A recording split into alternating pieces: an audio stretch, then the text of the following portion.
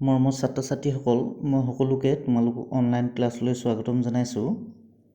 আজি আমি পঞ্চম শ্ৰেণী গণিতৰ প্ৰথম পাঠটি আলোচনা কৰিবলৈ ওলাইছোঁ। তোমালোকে কিতাপখন উলিয়াই চাই যোৱাচোন। প্ৰথম পাঠটো হৈছে সংখ্যা আৰু প্ৰক্ৰিয়া। তাত প্ৰথম পেজটো চোৱাচোন। ইয়াত আছে নলবাৰী এখন প্ৰাথমিক বিদ্যালয়ৰ পঞ্চম শ্ৰেণী 20 গৰাকী ছাত্ৰ ছাত্ৰী তেওঁলোকৰ শ্ৰেণী শিক্ষকৰ সৈতে শৈক্ষিক ভ্ৰমণৰ বাবে গুৱাহাটীলৈ যাবলৈ ওলাল। তেওঁলোকে গাই প্ৰতি 200 টকাকৈ উঠালে আৰু এখন গাড়ীৰে যাত্ৰা আৰম্ভ কৰিলে। তেওঁলোকে গুৱাহাটীৰ বিভিন্ন ঠাই যেনে আঞ্চলিক বিজ্ঞান কেন্দ্ৰ, শংকৰদেৱ কলাক্ষেত্ৰ, চিৰিয়াখানা, তাৰকাগৃহ আৰু চানমাৰীত চলি থকা গ্ৰন্থমেলালৈ গ'ল। তেওঁলোকৰ গুৱাহাটী শৈক্ষিক ভ্ৰমণৰ অভিজ্ঞতাৰ ওপৰত কিছু প্ৰশ্ন উত্তৰ কৰোঁ আহা। এতিয়া নলবাৰী এখন প্ৰাথমিক বিদ্যালয়ৰ পঞ্চম শ্ৰেণীৰ ছাত্ৰ ছাত্ৰীয়ে শিক্ষকে লগ লাগি ক'ত ফুৰিবলৈ গ'ল?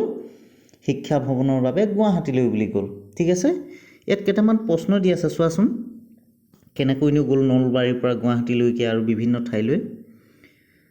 দূৰত্ব ইয়াত দিয়া আছে, চোৱা। নলবাৰীৰ পৰা আঞ্চলিক বিজ্ঞান কেন্দ্ৰলৈ কিমান কিলোমিটাৰ আছে? 79 কিলোমিটাৰ। ঠিক আছে। ছেকেণ্ড দিয়া আছে আঞ্চলিক বিজ্ঞান কেন্দ্ৰৰ পৰা শংকৰদেৱ কলাক্ষেত্ৰলৈ 4 কিলোমিটাৰ। নেক্সট দিয়া আছে শংকৰদেৱ কলাক্ষেত্ৰৰ পৰা চানমাৰীলৈ 9 কিলোমিটাৰ।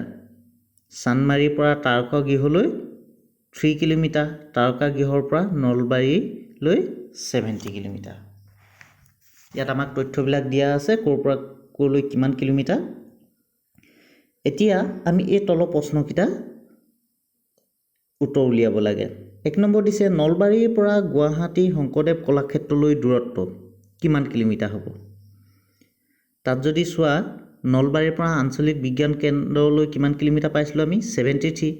আৰু বিজ্ঞান কেন্দ্ৰৰ পৰা শংকৰদেৱ কলাক্ষেত্ৰলৈ কিমান আছিলে? 4 কিলোমিটাৰ। তেতিয়াহ'লে নলবাৰীৰ পৰা যদি আমি কলাক্ষেত্ৰলৈ চাওঁ 79 + 4 কৰিলে কিমান হ'ব? 83 কিলোমিটাৰ হ'ব। ঠিক আছে, নিশ্চয় উত্তৰটো পাইছা তোমালোকে।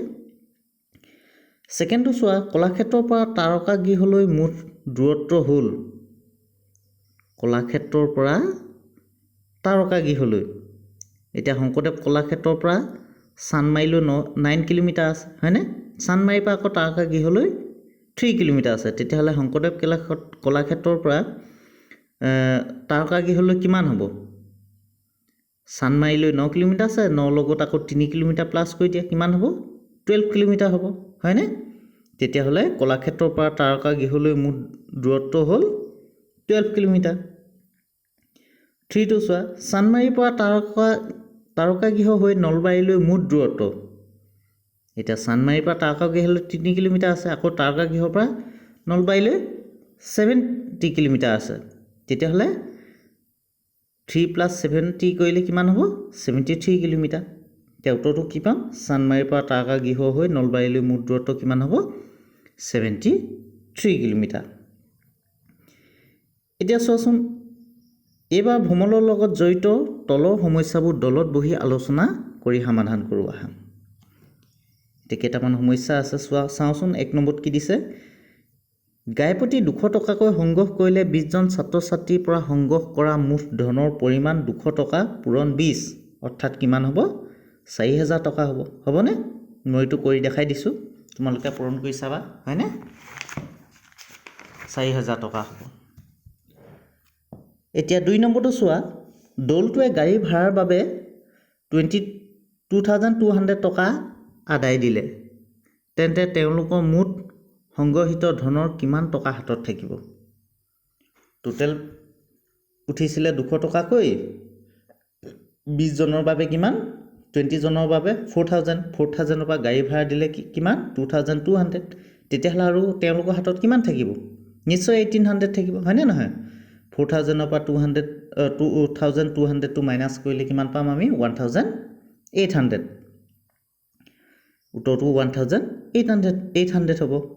3 নম্বৰটো চোৱা, আঞ্চলিক বিজ্ঞান কেন্দ্ৰত প্ৰৱেশ টিকেটৰ বাবে 21 জনৰ শিক্ষকসহ গাই প্ৰতি 20 টকাকৈ জমা দিয়াত টিকটৰ বাবে মুঠ খৰচ হ'ল 21 জনৰ 10 ৰুপিজকৈ হ'লে কিমান খৰচ হ'ব?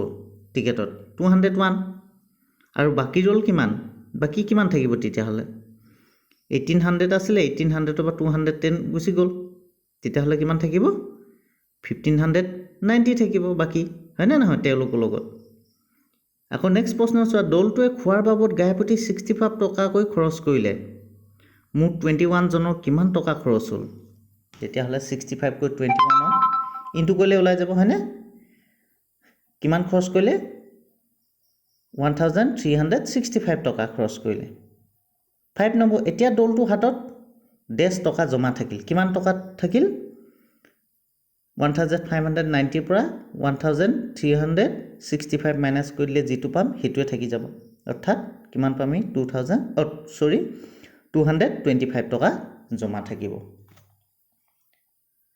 হ'ব না 6 কোৱেশ্চনটো চোৱা কিতাপ কিনিবৰ বাবে ৰন্টুক দেউতাকে 450 টকা দি পঠাইছিল যেহেতু তেখেতলোকে গ্ৰন্থমেলা চাইছিল হয় না নহয় হি গ্ৰন্থমেলাৰ পৰা তলত উল্লেখিত কিতাপসমূহ কিনিলে এখন বুঢ়ীআই সাধু মূল্য 66 টকা এখন সাধু কিতাপ কিনিলে যাৰ মূল্য 66 এখন ইছপৰ সাধু মূল্য 45 টকা এখন স্পোকেন ইংলিছ মূল্য 82 টকা আৰু ৰং কৰিব পৰা কিতাপ 5খন মুঠ মূল্য 125 তেতিয়াহ'লে যি কিখন কিতাপ কিনিলে সিহঁতৰ মুঠ কৰিলে আমি কিমান পাম 66 প্লাস 45 প্লাস 82 প্লাস কৰিলে আমি কিমান পাম 82 প্লাস 125 প্লাস কৰিলে আমি পাম 318 ঠিক আছে গ্ৰন্থমেলা ৰন্টুৱে মুঠ কিমান টকাৰ কিতাপ কিনিলে তেতিয়াহ'লে 318 रुपीसৰ কিতাপ কিনিলে এতিয়া মুঠতে তাৰ হাতত কিমান থাকিব ৰন্টুৱেটো দেউতাকৰ পৰা 450 নিছিলে তেতিয়াহ'লে 450 পৰা 318 মাইনাস কৰিলে কিমান থাকিব বেলেন্স 132 रुपीस থাকিব ঠিক আছে নেক্সট তলত তথ্যখিনি পঢ়া ইয়াত কিছুমান তথ্য দিয়া আছে পৃথিৱীৰ বৃহত্তম নদীদ্বীপ মাজুলী কালি 352 বৰ্গ কিলোমিটাৰ আহোমসকলে অসমত প্ৰায় 600 বছৰ ৰাজত্ব কৰিছিল আকবৰে 1556 খ্ৰীষ্টাব্দৰ পৰা 1605 খ্ৰীষ্টাব্দলৈ শাসনভাৰ চলাইছিল গুৱাহাটীৰ পৰা দিল্লীৰ দূৰত্ব 1930 কিলোমিটাৰ 2018 চনৰ পিয়ল মতে কাজিৰঙা গড়ৰ সংখ্যা 2413 টা হিমালয়ৰ উচ্চতম শৃংগ মাউণ্ট এভাৰেষ্টৰ উচ্চতা 8848 মিটাৰ এইখিনি হৈছে তথ্য আমি কিছুমান জানিবলগীয়া কথা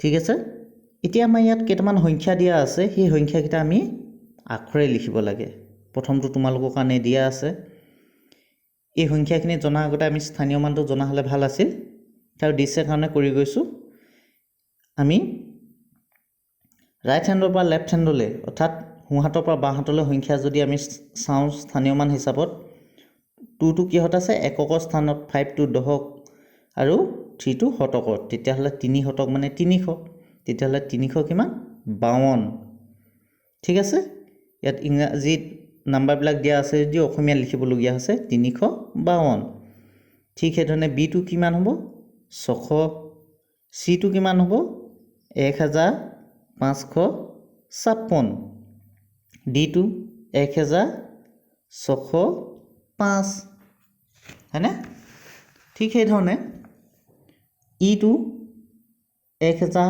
1930 এফ টো 2018 জি টো 2413 আৰু এইচ টো 8848 ঠিক আছে নে নিশ্চয় এইকেইটা তোমালোকে বহিত লিখি ল'বা এতিয়া আমি চাওঁ স্থানীয় মান মনত পেলাওঁ আহা এতিয়া ইয়াত সৰুকৈ এটা পেৰাগ্ৰাফ লিখা আছে এইটো পঢ়ি দিছোঁ তোমালোকক শিক্ষকে 503 সংখ্যাটো সকলোকে লিখিবলৈ দিলে শিক্ষকে বহিবোৰ চাওঁতে দেখিলে যে কোনোবাই 5003 লিখিছে তেখেতে বোৰ্ডত 5003 শুদ্ধ হৈছে নে সুধিলে তেতিয়া কটিল্য নামৰ ছাত্ৰজনে থিয় হৈ ক'লে যে স্থানীয় মান মতে সংখ্যাটো শুদ্ধ হোৱা নাই যিকোনো এজন ছাত্ৰক দিলে আৰু সুধিবলৈ তেতিয়া কৌটিল্য নামৰ ল'ৰাজনে কি কৰিলে ক'লে যে 5003টো শুদ্ধ হোৱা নাই স্থানীয় মানৰ মতে কাৰণ ব্লেকবোৰ্ডত লিখা সংখ্যাটো শতকৰ মান 0 হৈ আছে 5003ত শতকত আছে 0টো হয়নে নহয় আসল সংখ্যাটো হ'ল 503 অৰ্থাৎ 5টো শতকত হ'ব লাগিব হয়নে 503 হ'বলৈ হ'লে শতকৰ স্থানত 5টো হ'ব লাগিব হয়নে নহয় কৌটিল্য কথা আলম লৈ শিক্ষকে স্থানীয় মানৰ ধাৰণা আগৰ শ্ৰেণীত কৰাৰ দৰে পুনৰ মণিমালা সহায়ত বুজাই দিলে ঠিক আছে 503 সংখ্যাটো এককৰ ঘৰত 3 দশকৰ ঘৰত 0 আৰু শতকৰ ঘৰত 5 আছে অৰ্থাৎ এই ধৰণে তোমালোকক দিয়া আছে ইয়া মণিমালা সহায়টো বুজাই আছে মণিমালাৰ একক দশক শতক এটোৱে একক বুজাইছে দ্বিতীয় দটোৱে দশক আৰু তেলবি শতক বুজাবলৈ ইয়াত চিহ্নিত কৰিছে ঠিক আছে তাৰ পিছত শিক্ষকজনে কি কৰিলে চোৱা শিক্ষকে মণিমালাত গুটি ভৰাই ছাত্ৰ ছাত্ৰীক তলৰ অংককেইটা অনুশীলন কৰিবলৈ দিলে এতিয়া 2 3 4 এতিয়া কৈছে আমি যদি স্থানীয় মান হিচাপত পঢ়িবলৈ যাওঁ একক দশক শতক 2 শতক যোগ 3 দশক যোগ 4 একক হয়নে দেখিছা নিশ্চয় ঠিক সেইধৰণে আৰু এটা দিলে কি দিলে 1000 যোগ 0 শতক যোগ 6 দশক যোগ 1 একক মণিমালা সহায় এতিয়া এই যে মণিমালাত দেখিছা এই যে শতকতাত একো নাই শূন্য মানে যেহেতু একো নাই সেইকাৰণে শূন্যটো মণিমালাডালত খালীকৈ ৰাখিছে ঠিক আছে ওপৰত দেখুৱাৰ দৰে সংখ্যাবোৰ স্থানীয় মানত ভাঙি লিখা আৰু মণিমালাত ভৰোৱা এতিয়া এইখিনি দিছে ঠিক আছে একক দশক শতক 2 শতক হ'ব তেতিয়াহ'লে 0 দশক হ'ব 5 একক হ'ব মণিমালাটো ঠিক সেইধৰণে এককৰ স্থানত 5টা মণি সোমাব দশকত 0 আছে কাৰণে 0 হ'ব আৰু শতকত কিমান হ'ব 2টা হ'ব 2 আছে কাৰণে ঠিক সেইধৰণে বিটো কিমান হ'ব 9 শতক হ'ব যোগ 1 একক হ'ব 1 দশক হ'ব যোগ 1 একক হ'ব তেতিয়াহ'লে কি এককৰ স্থানত 1 দশকৰ স্থানত 1 শতকৰ স্থানত কিমান হ'ব এইটো শতকৰ স্থানত মই ভৰাবলৈ থাকিলে এইটো 9 হ'ব দেই ঠিক আছে বি নম্বৰ এই যে শতকৰ স্থানত 9টা গুটি 1 2 3 4 ইয়াত 9টা হ'ব দেই এইটো থাকি গ'ল ভৰাবলৈ কিবা কাৰণত সেইটো ভুল নুবুজিবা যে শতকৰ স্থানত 9টা সংখ্যা হ'ব ঠিক সেইধৰণে চিটোত যদি চোৱা 1000 যোগ 2 শতক যোগ 3 দশক যোগ 4 একক হ'ব তাৰমানে এককৰ স্থানত 4টা দশকৰ স্থানত 3টা শতকৰ স্থানত 2টা আৰু হাজাৰ স্থানত এটা ঠিক সেইধৰণে ডি নম্বৰটো চোৱা 2000 যোগ 0 শতক যোগ 6 দশক যোগ 1 একক এককৰ স্থানত 1 দশকৰ স্থানত 6টা মণিমালা সোমাব শতকৰ স্থানত 0 আৰু হাজাৰ স্থানত 2টা হ'ব ঠিক সেইদৰে ই নম্বৰটোতো আছে মই লিখি দিছোঁ তোমালোকে চাই যোৱা প্ৰতিটো নকলেও হ'ব হয়নে নহয় তথাপিও আপুনি কৈ দিব লাগিব কৈ দিছোঁ বাৰু 7000 একক দশক শতক হাজাৰ 7000 মণিমালাত 7টা হাজাৰ স্থানত 7টা সোমাব 0 শতক ইয়াত 0 হ'ব 0 দশক তাতো 0 হ'ব আৰু এককৰ স্থানত 9 হ'ব 9টা মণিমালা ঠিক সেইদিনা 9999 তাতো কি হ'ব এককৰ স্থানত 9 দশকৰ স্থানত 9 শতকৰ স্থানত 9 হাজাৰ স্থানতো 9 হ'ব হয়নে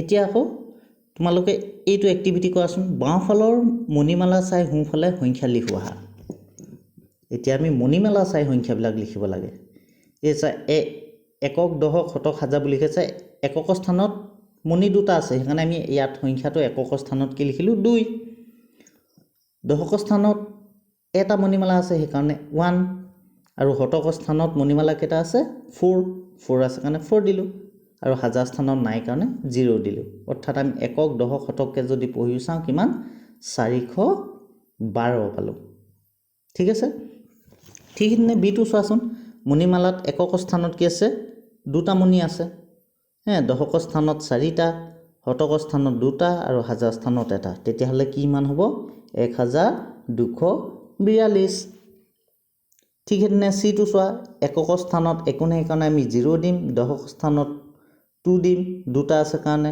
শতকৰ স্থানত 4 দিম, 4টা আছে যিহেতু হাজাৰ স্থানত 5 দিম যিহেতু কিমান আছে 5টা আছে। ঠিক আছে, তেতিয়াহ'লে আমি কি ধৰণে লিখিম 5420 5420। ঠিক সেইধৰণে ডিটো চোৱা, এককৰ স্থানত কিমান আছে 6 আছে, দশকৰ স্থানত 3, শতকৰ স্থানত 0 হ'ব, একো নাই কাৰণে হাজাৰ স্থানত 1, তেতিয়া 1036। বুজি পাইছা নহয়? মই আশা ৰাখিছোঁ তোমালোকে এইখিনি বুজি পাইছা। ভিডিঅ'টো বহুত দীঘল হৈ যাব। আজিলৈ মই ইমানতে সামৰণি মাৰিছোঁ। পৰৱৰ্তী পৰ্যায়ত ইয়াত বাকী থকাখিনি আমি আলোচনা কৰিবলৈ চেষ্টা কৰিম। তোমালোকে কিতাপত এইখিনি ভালদৰে টুকি ল'বা আৰু বুজিবলৈ চেষ্টা কৰিবা। তেতিয়াহ'লে আজিলৈ ভিডিঅ'টো ইমানতে সামৰণি মাৰিছোঁ। ধন্যবাদ।